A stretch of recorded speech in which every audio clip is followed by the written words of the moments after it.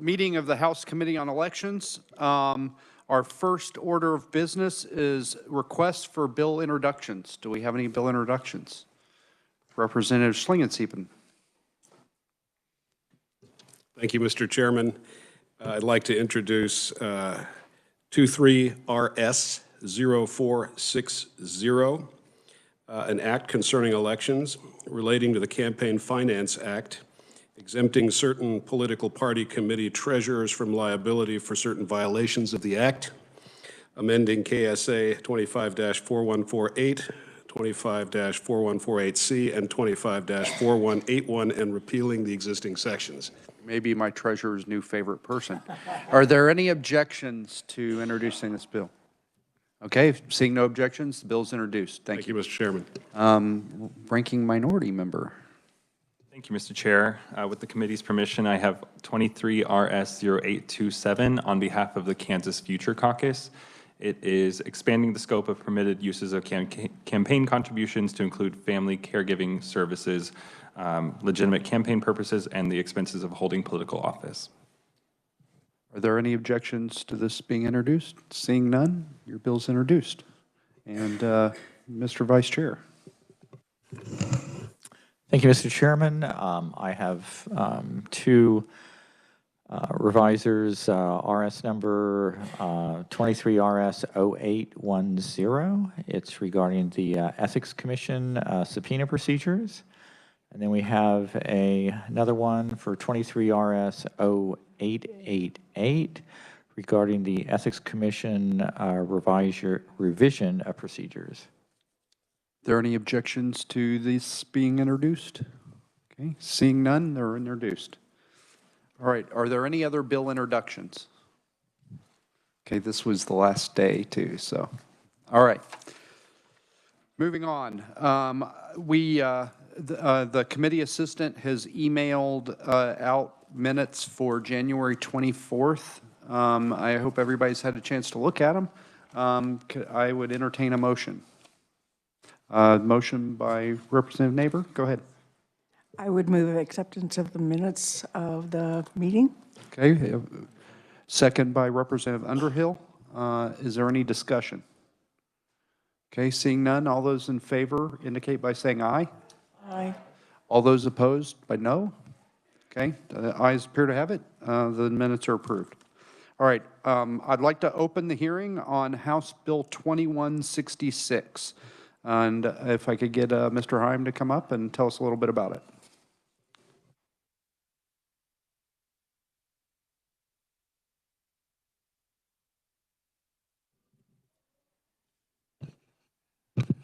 Mike Heim with the Reviser of Statutes Office. Mr. Chairman, members of the committee, this bill amends a criminal statute that appears in Article 24 of the Election Code, which is Chapter 25.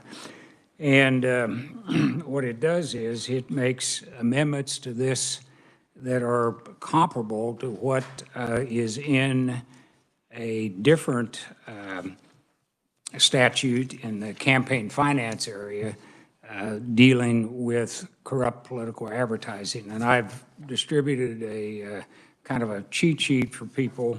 I'll go through that if you want, but let me go through the bill, and then if there's questions, we can refer to your little memo that I did. Anyway, this provision, the bill amends 25-2407. The first part of the amendments deal with candidates, A1, 2, and 3. The 1 and 2 are just, I would say, technical kinds of things. 3 is adding some additional language dealing with telephoning an individual or causing an individual to be contacted by telephone means and so on, and requiring basically who is doing the telephoning. Number 4 there on page 1 is a similar type of requirement if it's a published brochure, flyer, or other political fact sheet. Both deal with candidates. Number 5 there on page 2 deals with websites, email, and other types of internet communication. And again, deals with candidates, and you have to disclose who's paid for, sponsored by, and so on. The number 6 and 7 are current law with a few minor clarifications, but 6 and 7 both deal with a question submitted election or a constitutional provision.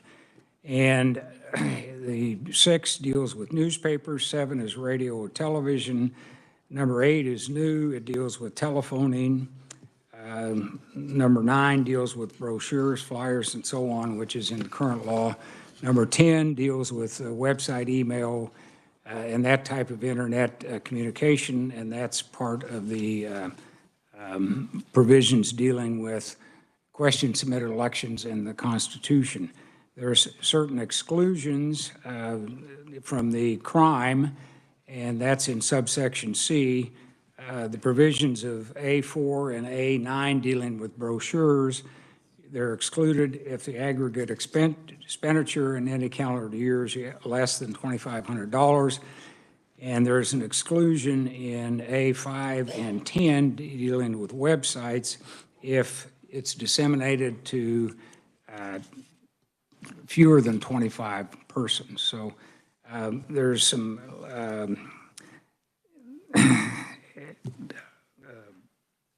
definitions, candidate, clearly identified candidate, and so on. There's some language expressly advocate nomination and so on. I think that is superfluous language because we, if you look in line 30 on page 2 there, express advocate and so on, it's referred to the section in the Campaign Finance Act that defines it, so this is redundant, and I think I've got a technical amendment to the bill when the committee works it to strike that, if it's the pleasure of the committee. I will get into a little bit more if you want, or I can sit down. Are there any questions for the reviser? Representative Collins. I'm happy to do either one. Representative Neighbor. Thank you, Mr. Chairman. Was this brought to us by the Secretary of State's office? Was this one of their? I can't remember who. I thought it was the Ethics Commission, but Okay. did you? Okay. I'm not sure it was an official recommendation, but This is a conversation that I've been having with, during the off-season with our Executive Director of the Ethics Commission, and we worked together with Mike to draft something that would try to fix some of these issues. Thank you. I might just mention that the candidates that this would apply to deal with candidates for cities of the second and third class, townships, school districts, all but Wichita, and community colleges. So that is who are covered by the candidate portions of that. The constitutional stuff is for everybody. So. And the question submitted election, excuse me. Are there any other questions for the reviser? Okay, seeing none, thank you very much. All right, our first and only proponent that I've got listed is Mr. Mark Skoglund, Executive Director of the Ethics Commission. Thank you very much. I appreciate the opportunity to be here and for having a hearing on an important bill. As Mr. Chairman indicated, while this is not a formal recommendation from the Commission, it's really that because the statute at issue is not under the Ethics Commission jurisdiction. But this is an area that I think is certainly in need of an update, and we've been working on this issue for a while. To be clear just a little bit, you have my testimony in front of you. I'm not going to just read everything to you, but just so you kind of understand what's happening here. All of you are pretty familiar, I think, with the paid-for attribution requirement for state candidates. That's a statute that occurs under the Campaign Finance Act. If you have issues with it, we're the ones to come to. We always give first-time waivers when someone has a mistake there. It's something that we handle. But when it's something that's a candidate that's outside of our jurisdiction, or if it's a local ballot issue, there's a separate statute, 252407, which is the one that's being fixed here in this legislation. Now, 252407 hasn't been updated since, I believe, 2007. I think text messages still cost a dime a text at the time. Political communications have evolved quite a bit since then, to put it mildly.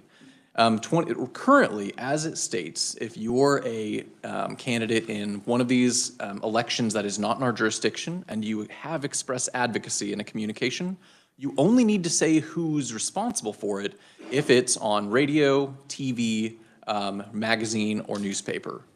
That's it. If you're trying to influence someone's vote in a local ballot issue, or if you are trying to influence someone's vote in a constitutional amendment, the same applies. The only thing is they also add flyers and political fact sheets as well. Those are the only circumstances currently that you have to indicate who is responsible for a message. This means that text messages, electronic communications, quite a bit is just simply not covered. Robocalls, they're not covered under the current statute. The intention of 2166 is to unify those requirements for these elections outside of our jurisdiction with the same requirements that already apply to state candidates. Which doesn't bring it into our jurisdiction, it doesn't affect anything like that, it just makes the same requirements apply there as with us, which makes it a little easier for people, I think, to predict what the guidance is, because it's the same thing that applies to everyone. So I can certainly take any questions at the appropriate time, but I thought I figure out that a quick understanding of how the statutes operate and why this is necessary is worth discussing. Yeah, Representative Howerton. Thank you, Mr. Chair. I'm looking at the brief that was provided.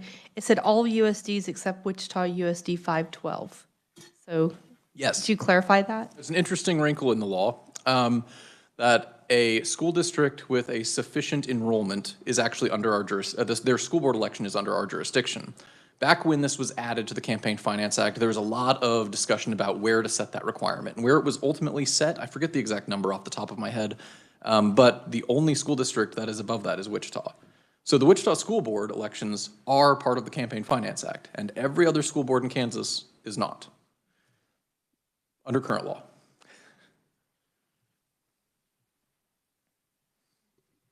Any other questions?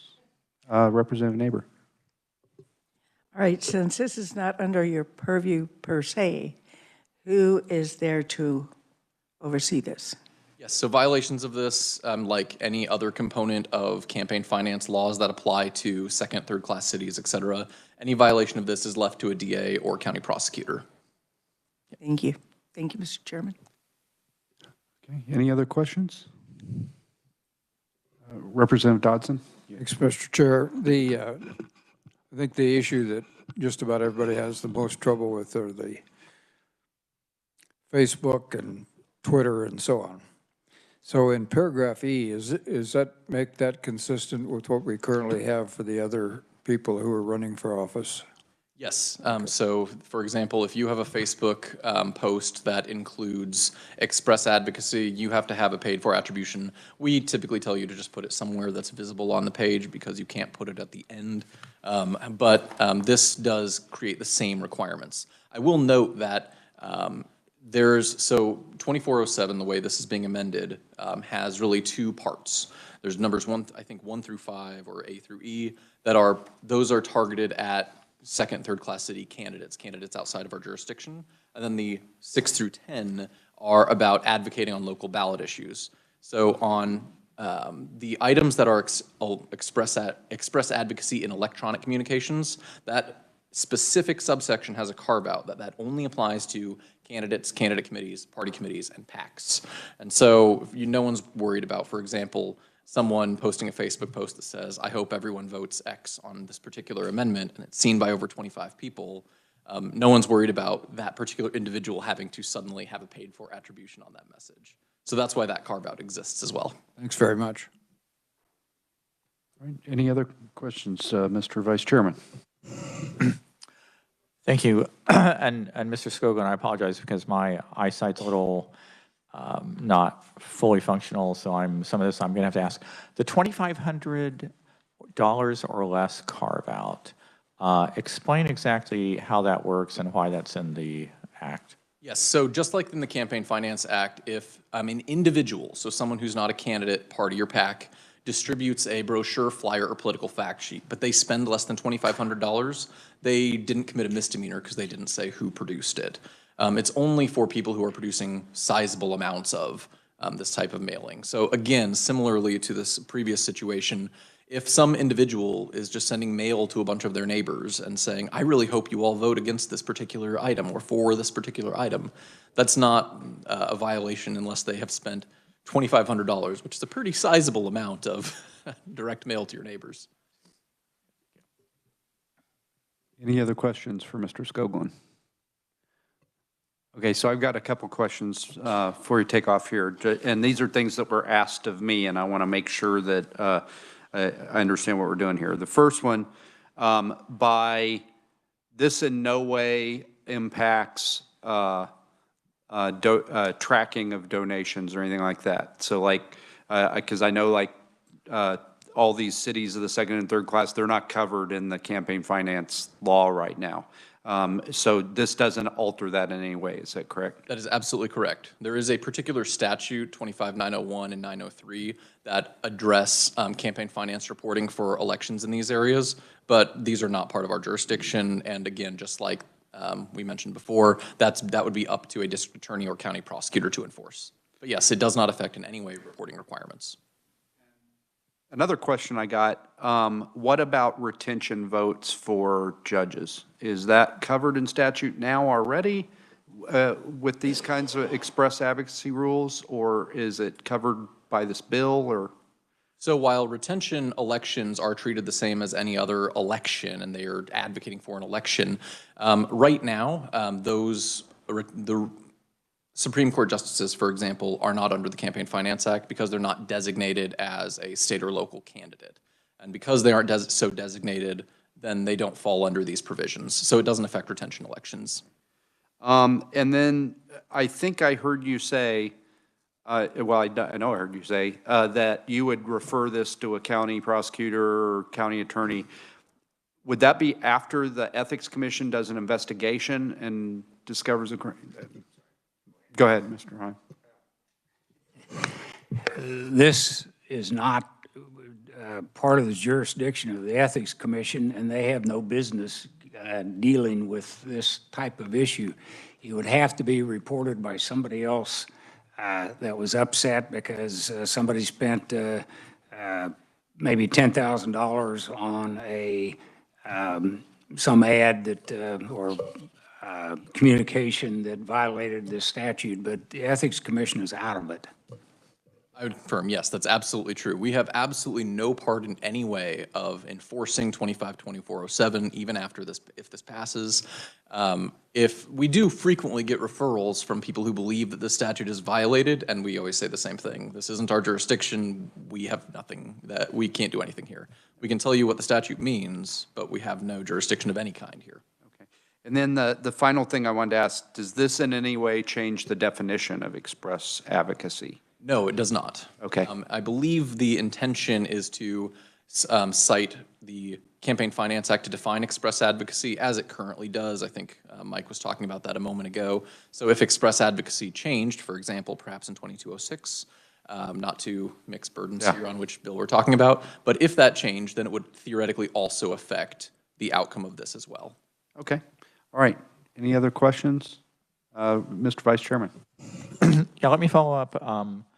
You said that retention elections for judges are not covered by this. Where are the rules for retention elections? So anyone running for district magistrate judge, district judge, are someone who, they fall under a jurisdiction already. They're considered a state candidate, actually, or they're considered a local candidate that's within our laws.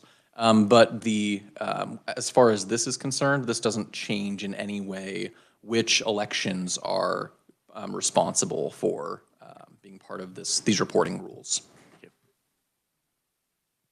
Any other questions? Okay, seeing none. Oh, Mr. Heim. If I can just add a comment, the corrupt political advertising criminal penalty is a Class C misdemeanor. That's about the lowest level misdemeanor that you can get. It's 30 days in jail maximum and $500 fine. So this is, the average county attorney is probably going to be busier than wanting to do with this unless it's a pretty significant violation. That's for what it's worth. Fair enough, thank you. Any other questions for Mr. Skoglund? If not, thank you very much, appreciate it. Thank you very much, Mr. Chairman. All right, this is the only proponent that I have listed. Is there anybody else wishing to speak as a proponent on this bill?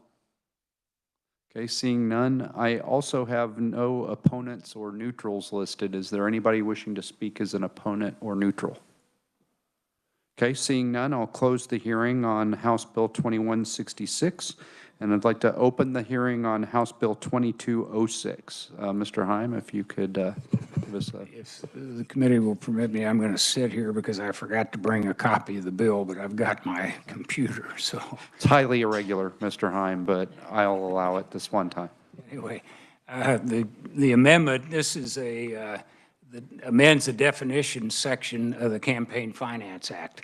And the amendment is on page 3, and it adds some language to the current definition of expressly advocating the nomination, election, or defeat of a clearly identified candidate. And right now, there's 9 different items that are listed there. This would add a 10th, which would be a kind of a reasonable person standard.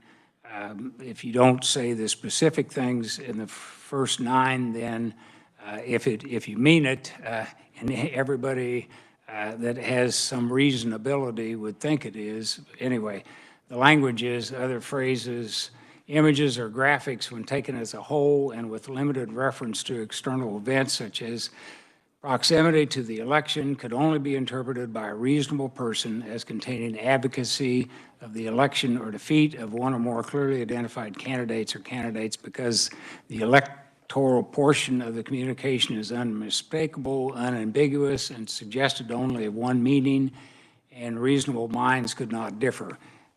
It's a lot of language, but in my shorthand, it's a reasonable man, woman, person standard, so. All right, are there any questions for the reviser? Okay, seeing none, we'll move to proponent testimony, and my first and only proponent is Mr. Mark Skoglund, Executive Director of Government Ethics Commission. Thank you again for the opportunity to be here. 2206, you have my testimony there in front of you. I'm just going to talk about the express advocacy standard and how we got where we are today. So right now it says in statute that express advocacy is these 9 phrases, including but not limited to these 9 phrases. Before about 1999, the Ethics Commission briefly had a test where including but not limited to was essentially a totality of the circumstances test. It was viewed as, well, in general, is this something that is advocating for a candidate or not? There weren't a lot of tests that were built into that. It was ultimately ruled too vague to be applied. And since then, Kansas has been functionally what is called a magic word state. If these 9 phrases are not used, express advocacy is not found. It is just that simple. This means that there are circumstances where mailers go out saying, for example, candidate X will raise your taxes, remember your pocketbook at the ballot box. That is not express advocacy. There's only one way to interpret that message, but it is not express advocacy. In the last election, there was at least a couple of instances where a communication, one was through a text, was actually claiming to be an endorsement from one organization that was actually not originating from that source. It lied about its origin and pretended like it was advocating for a particular candidate. It was not doing so at all, actually. But that also is not express advocacy because those specific 9 phrases are not used. And it creates these absurd universes where these types of communications are not subject to disclosing who's responsible for the communication. Now, this test that we're proposing here is essentially adopting what the federal standard has been for quite some time. It means essentially when looking at a communication is the only way you can interpret the meaning of the communication to encourage someone's vote for or against a candidate in an election. This means, and to echo a little bit of what Mike said, but to expand, he indicated it was a reasonable person standard. I think it's a little broader than that even, because or a little more narrow than that, because it's a reasonable person standard that indicates that it is not subject to other interpretations. So, for example, issue advocacy goes out all the time. Someone saying, candidate A voted to raise your taxes, call them to tell them to not do that anymore. That's issue advocacy. It has nothing at all to do with an election, even if it comes around an election period. It is essentially informing constituents of what their representatives are doing. That's something that is not part of the Campaign Finance Act. It's not subject to regulations that, in terms of disclosure or anything like that. It's issue advocacy. That's been the case for a long time. The Supreme Court has made this very clear. Now, this federal standard that they've adopted is this test that is now in 2206. This would adopt this standard and mean that Kansas eliminates really a sizable component of this massive loophole that more and more that has become a greater and greater problem in recent years. So I can certainly answer any questions at the appropriate time, but that is essentially how we got where we are and what the test is and how it operates. Are there any questions for Mr. Skoglund? Okay, well, I got some. So this, if we pass this in conjunction with the previous bill we just heard, would it make this the standard for all of those other candidates as well? Yes, that is correct. Okay, and how about constitutional amendments? So it would be the same idea that express advocacy. So let me be clear. In 25-2407, the way it's written now, and the way that it is written, only when you're talking about candidate advocacy is express advocacy considered. When you're talking about local ballot issues, when you're talking about constitutional amendment advocacy, I believe the phrase that's used in the bill is that, or in the current statute as well, that it's intended to influence the behavior of someone at an election, which is not an express advocacy standard. It's broader. I'm not aware if it's ever been tested, but the standard is not an express advocacy standard. So theoretically, if we passed both statutes, then this expanded express advocacy interpretation would apply to candidate elections, but it would not affect constitutional ballot advocacy or anything like that. Since that doesn't hinge on express advocacy. So, one of the things that was happening in the press during the last election cycle was, all the vote no, vote yes stuff that wasn't necessarily attributed. This isn't going to fix that. That is correct. Okay. All right. Are there any other questions for Mr. Skoglund? Mr. Vice Chairman. No, thank you, Mr. Skoglund. The question, so the expressly advocating, I picked up on the wording to elect or defeat somebody. Was that at all operative in the prior discussion, or the prior understanding of what express advocacy was, that you could advocate for the defeat of somebody, but that was different than advocating for the election of somebody else? I mean, does that play into this at all, or I'm curious on that point? No, in current law, elect or defeat are treated identically. In fact, the 9 phrases even include a defeat next to a picture, I believe, of a candidate is considered express advocacy. Okay. And then if I could, I did note, I had somebody read the bill to me, that you list a bunch of examples in this bill, and what is the purpose of that then? I mean, if we're not having magic words, why were those listed? So those 9 phrases come from a footnote in Buckley v. Vallejo, primarily. You could argue is the cornerstone of current campaign finance legal understanding. This is where those particular phrases came from, and they've been essentially identified that these are definitely express advocacy. If you've used these phrases, we don't need to take other interpretations. We don't need to analyze the mailing in any other way. But if you don't use these phrases, then we should look at the mailing using the factors that have been identified and identify if there's any other way to view it other than for it to be an electoral communication. Okay, very good. Yeah, I'd like to follow up on what the previous questioner just said. Why do you need them if you've now got this big reasonable person standard? I will say because using some of these express advocacy items are ways to, if you say, for example, defeat a person, in my view, that is clearly express advocacy. But if you have that and then 95% of the rest of the mailer is talking about activity that they've done as a legislator, for example, then they could have an argument with the commission about whether or not that is something that is express advocacy. There's really, I don't think that that argument has much merit, especially in light of Buckley, but in reality, I think that this is, keeping those 9 phrases is important to really streamline the process. It makes things a lot easier for what I would say is most candidate communication uses some of those phrases, and it means that they don't have to walk back and forth about, well, does this need express advocacy or not? While the reasonable person standard is predictable, having the very clear phrases really is a service to candidates as much as anything else. Any other questions for Mr. Skoglund? Okay, if not, thank you. Yes. If I could follow up, there was one question about whether this would fix the constitutional amendment issue that had been discussed.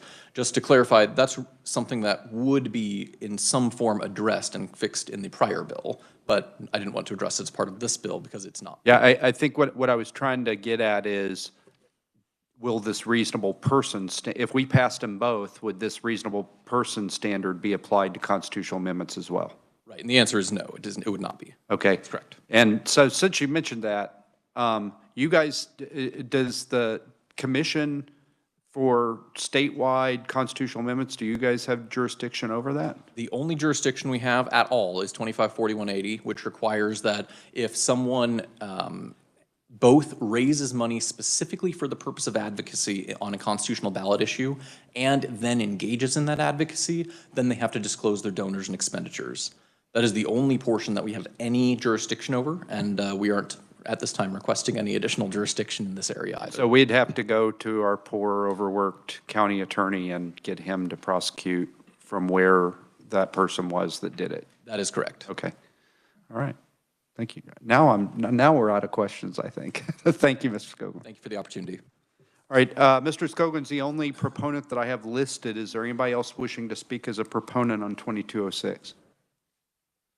Okay, seeing none, I'll move to opponent and neutral testimony, which I have none of. Is there anybody wishing to speak as an opponent or a neutral on this bill?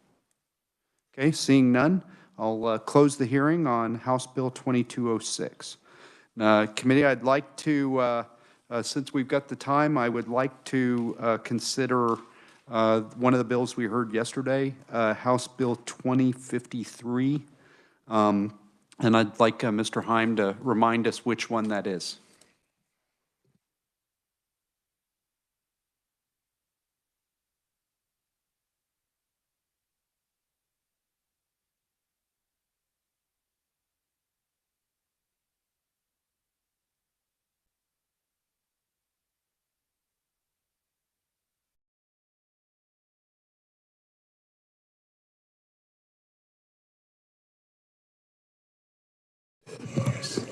Thank you. Right. 2053 is the bill that we heard yesterday that basically says Secretary of State shall adopt rules and regulations for the use of remote ballot boxes by county election officers and so on. And it defines the remote ballot box means any form of locked ballot box designated by the county election officer. It does not include ballot boxes located in a county election office or satellite voting site. All right. The chair will entertain a motion on this bill.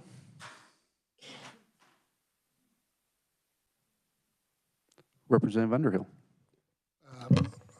Thank you, Chair. I'd like to make a motion that we approve House Bill 2053. Favorable for? Favorable. Okay. Is there a second? A second from Representative Dodson. He beat you, sorry, Representative Collins.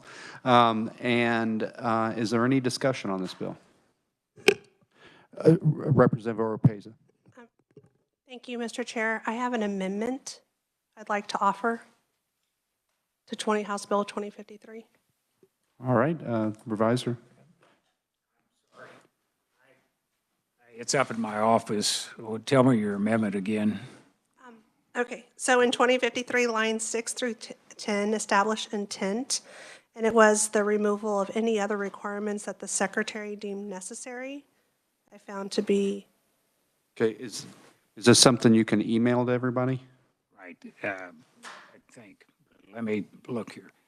Again, I apologize. I tried to call you, Mr. Chairman, today to find out what bills were up today, and I didn't get you, but I do apologize for not having it here. and the second part was to have a sunset rule attached as well. So could you say again which line you're changing and what you're changing it to?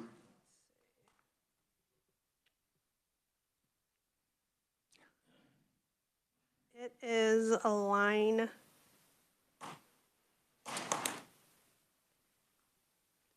10. Any other requirements that the secretary deems necessary, 10 and 11, that the secretary deems necessary to preserve necessary, just those lines, just that line, taking that out. Okay, so you're taking the whole line 10 out or from requirements? From any other requirements that the secretary deems necessary. Okay, and then what was the sunset date? Okay. Can we email that to everybody? Thank you. I have it pulled up. Bear with us, committee, please, just for a minute. Do you want me to read it? I have it pulled up now. The sunset. Oh, we have it, okay.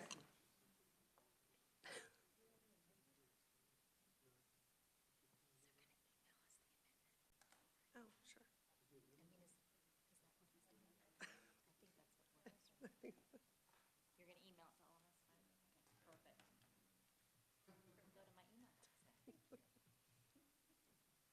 What's the sunset? What sunset was it?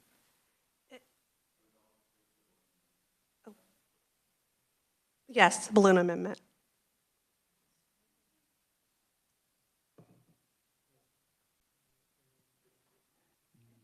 Read it correctly, Mr. Chairman. It was for 3 years or 2 years anyway, and then the new chairman could look at it and change it if they wanted. Is that what it It had? was the new Secretary of State. New Secretary of State. So it'd be 3 years, sunset in 3 years, and that could then be looked up if there was a new Secretary of State. Okay, so the idea being that you would, well, first of all, do we have a second for the amendment? Okay, so I've got an amendment and a second, now discussion. So if the Secretary of State changes, it sunsets. If he doesn't change, it doesn't sunset? Is that how it's written?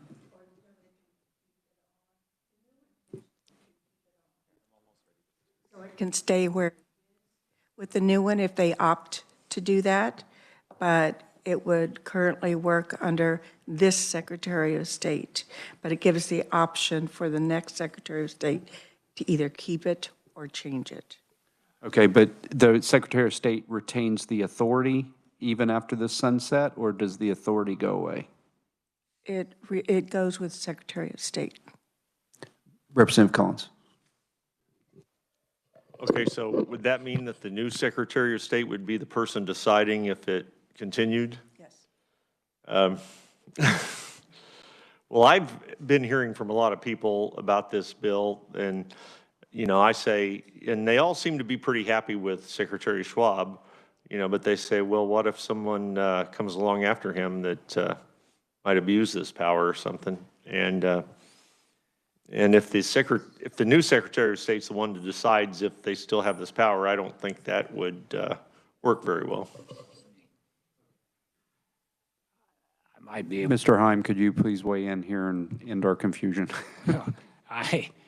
I do have the amendment. I don't know if I can mail it to everybody. It should be in everybody's email. I just got it.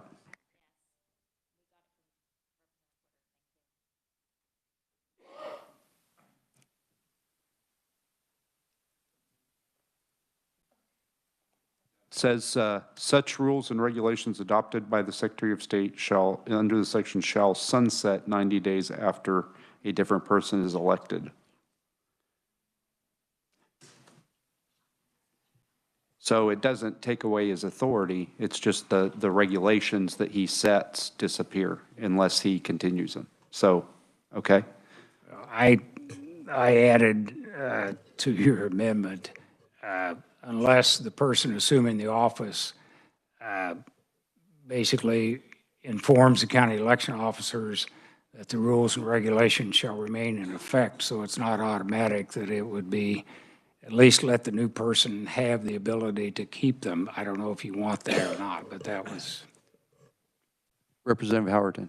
Thank you, Mr. Chair. So my question would be, if these are rules and regulations of an government organization, what would prevent them from changing it anyway? I mean, do we need the sunset? Couldn't they just change their rules and regs when they want? Or, sorry. Mr. Ranking Minority Member. Thank you, Mr. Chair.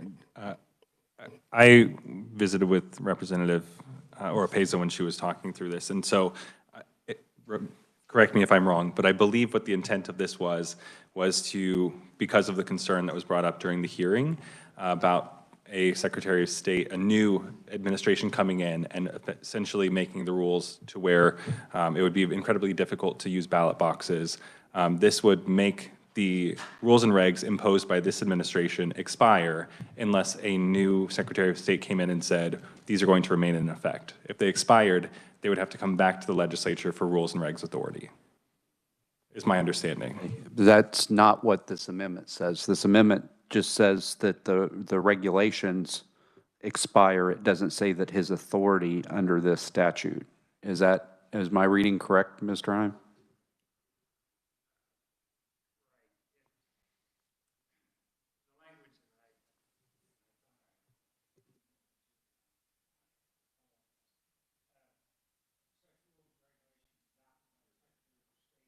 Such rules and regulations adopted by the Secretary of State under this section shall sunset 90 days after a different person is elected or appointed to the office unless the person assuming the office informs the county election officer such rules and regulations shall remain in effect.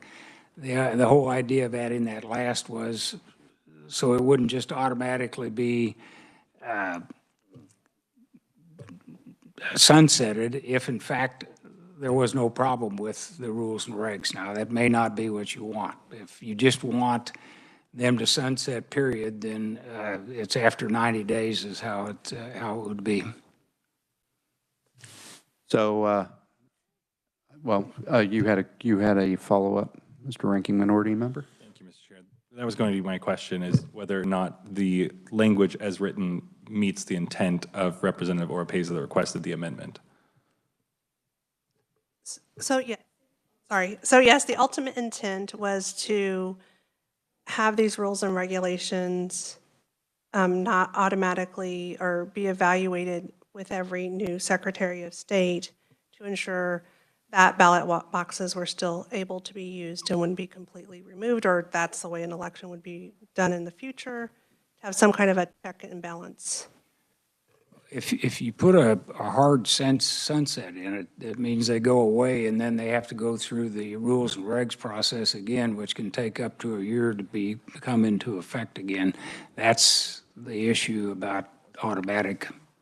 But that's, again, it's whatever the representative wants. Mr. Ranking Minority Member. Thank you, Mr. Chair, for indulging. So I guess my question to the representative is your intent to make the rules and regs expire, or is it to make your intent to end what this bill does, which is give the authority to the Secretary of State rules and regs authority? Is it sunsetting their rules and regs authority, or is it ending the rules and regulations?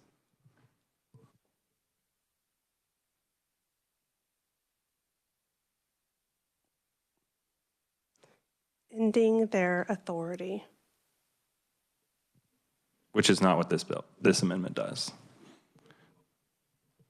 So, Mr. Heim, I want to make sure I also understand the striking out on line 10 and 11. It basically takes away the Secretary of State's ability to do anything except tell them where they can put it and when. So you can't like require that it's secured in any way or monitored or anything like that. Sorry, I was adding minimum number, maximum Yeah. number, how, all of that is left out. Is that a correct reading, Mr. Heim? Yeah.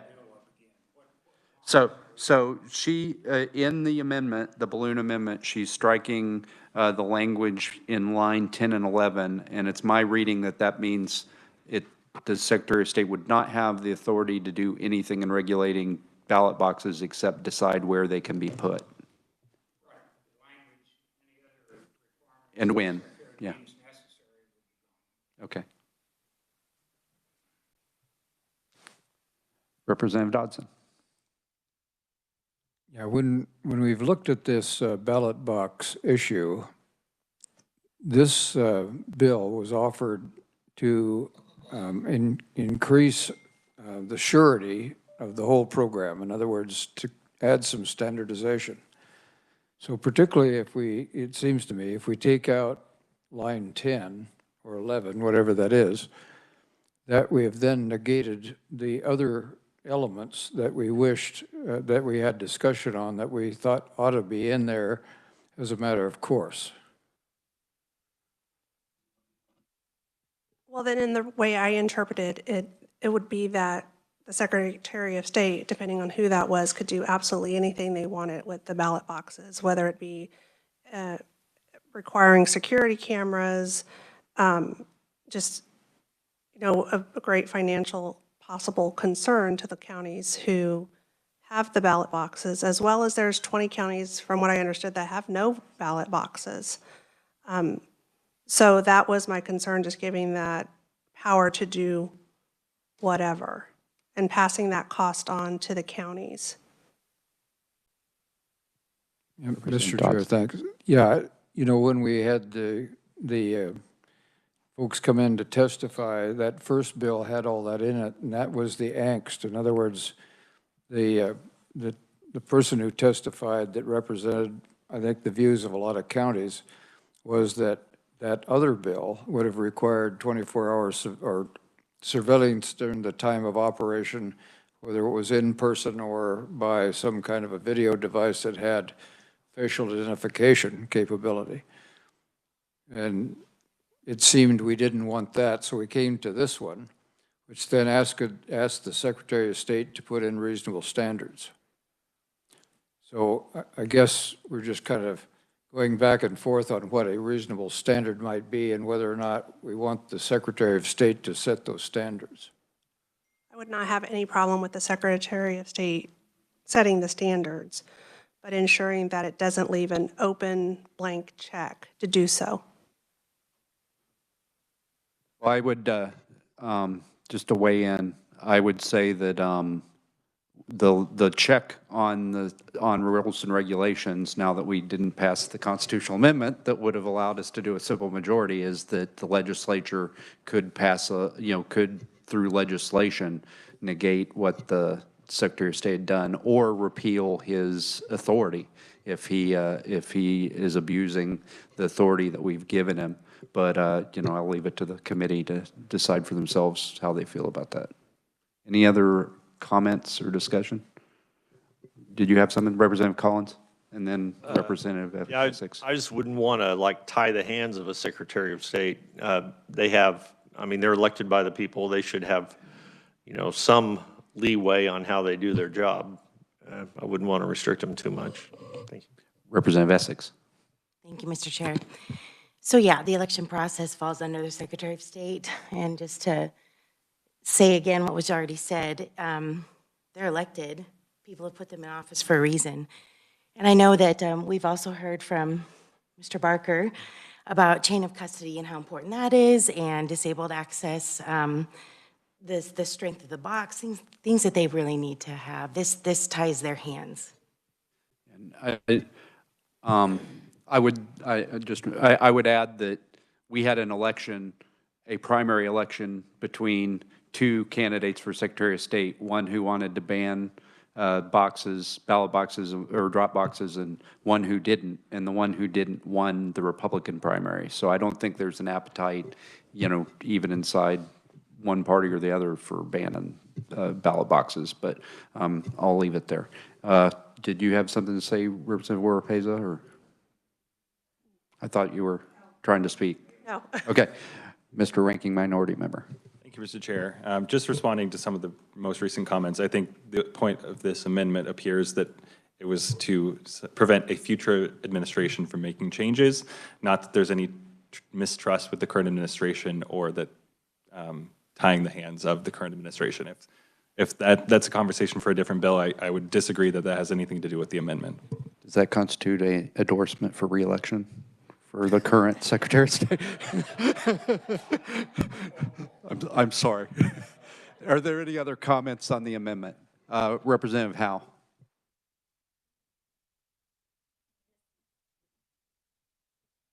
Thank you, Chair. Sorry.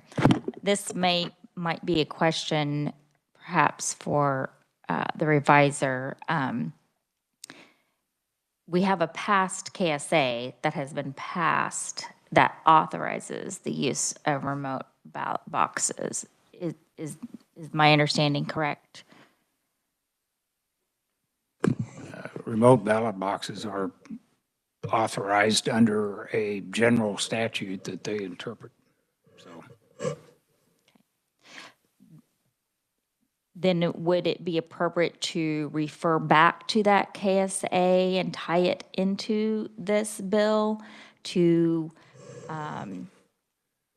perhaps provide the intent of this amendment to say that ballot boxes are legal in this state, so therefore we cannot regulate our way out of them, for lack of a better way to express myself.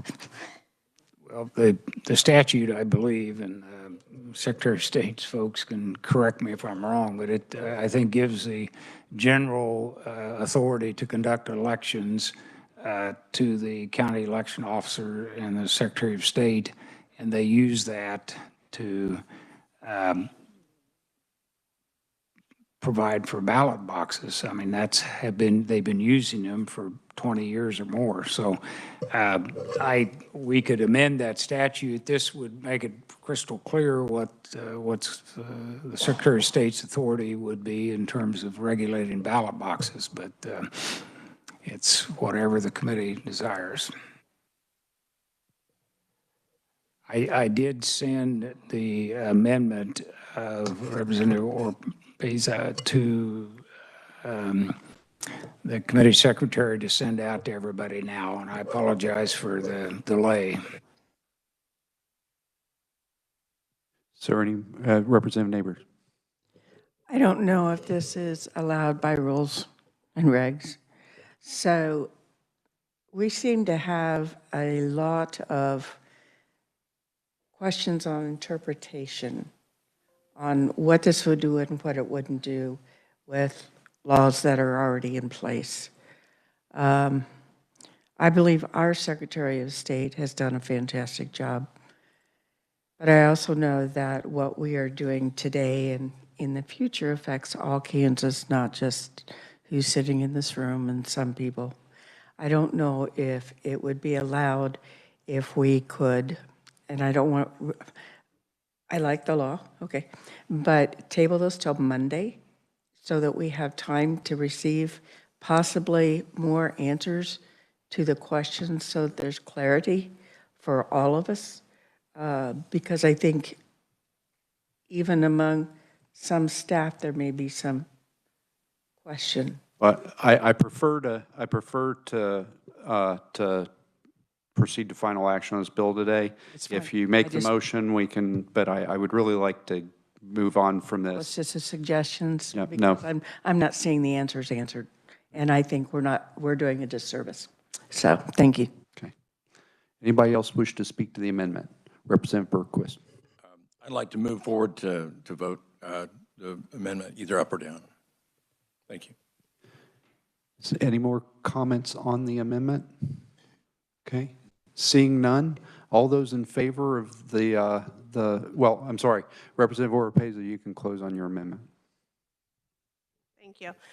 So yes, that was my intent, thinking of the future, thinking of future secretaries of states, ensuring that we had a good balance and check, and that's what I'm going to leave you with. Thank you. Mr. Heim. If I may, you do not want language in your amendment that gives the new person the ability to maintain the rule and reg. Is that correct? You just want a strict 90-day sunset.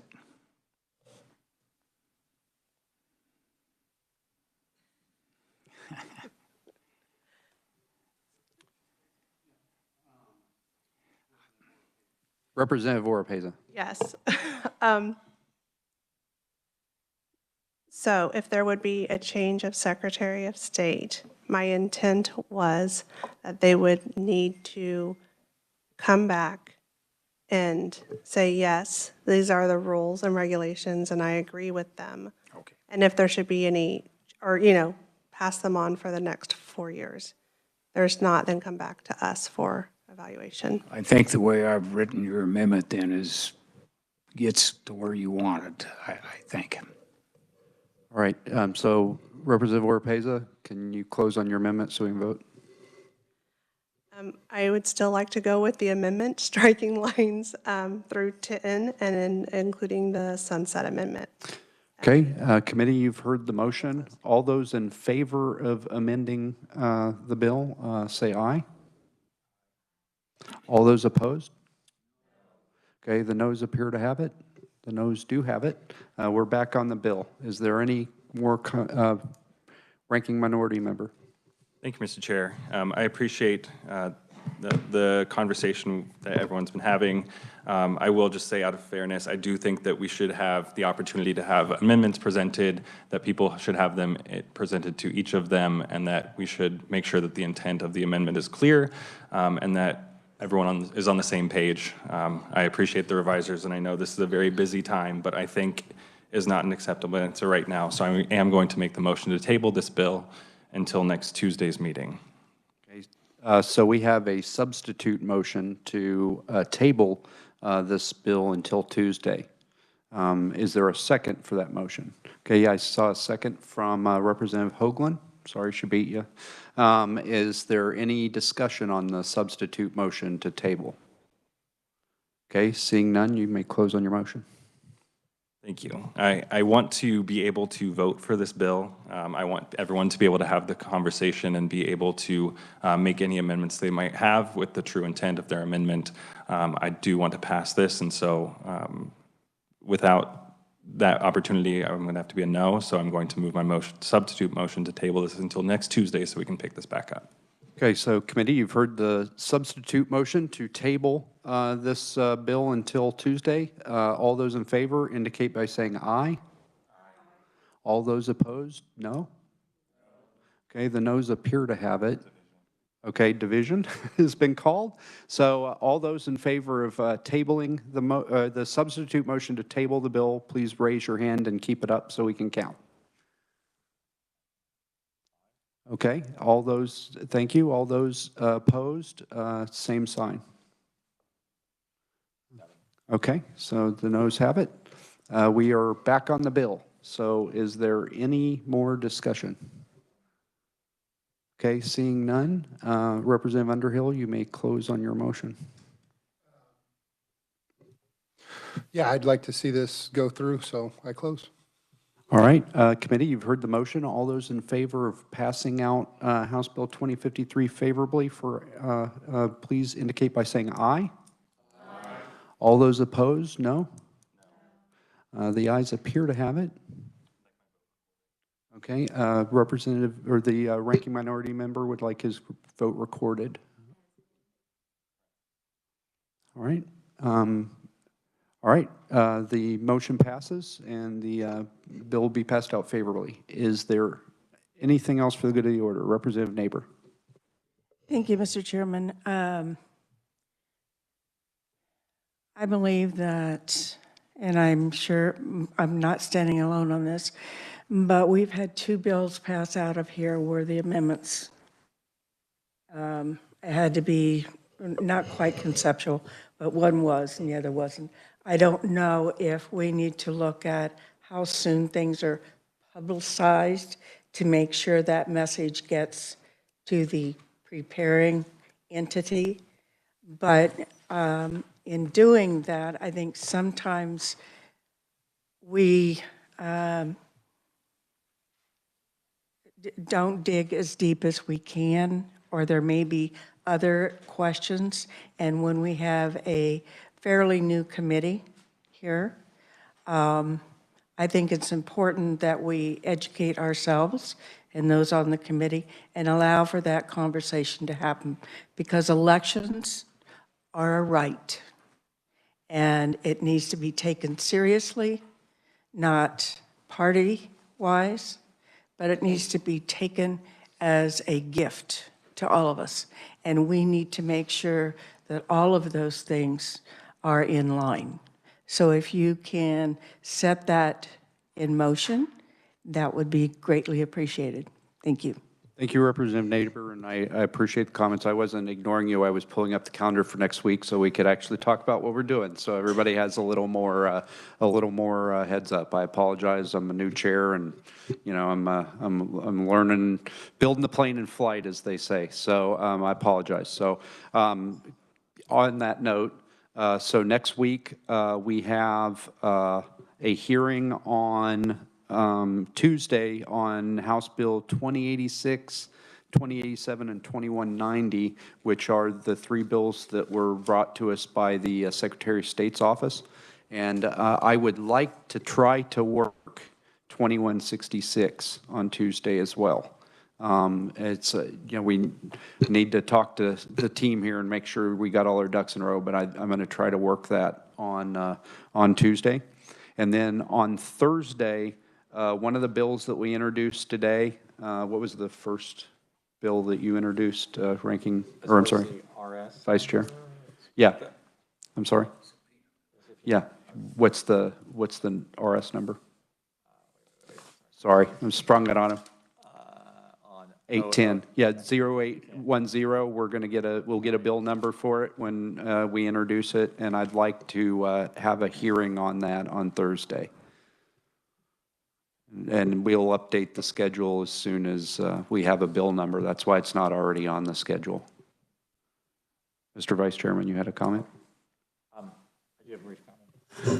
Just not to speak so much out of order, but I will say I definitely appreciated the intent of the amendment as far as perhaps having some sunset provision, and that those are things people can make amendments on the floor, and I don't think that's such a far-fetched amendment that it might not pass. But again, it's I think I'm glad we moved forward, but there's always time to amend on the floor. Thank you, Mr. Vice Chairman. Is there anything else for the good of the order? Okay, I'd just like to wrap up by saying I do take to heart what you said, Representative Neighbors, and I'm not trying to ram things through. And if that's how it feels, I apologize. Just trying. We've got a very short time, 7 weeks to turn around, and we're down to like 2.5 weeks now. So I'm just trying to be efficient and get the things that have been brought to us, as many of them heard here in the committee, so we can give them good consideration instead of being slapped onto bills on the floor without ever having been heard. So with that, committee, we're adjourned.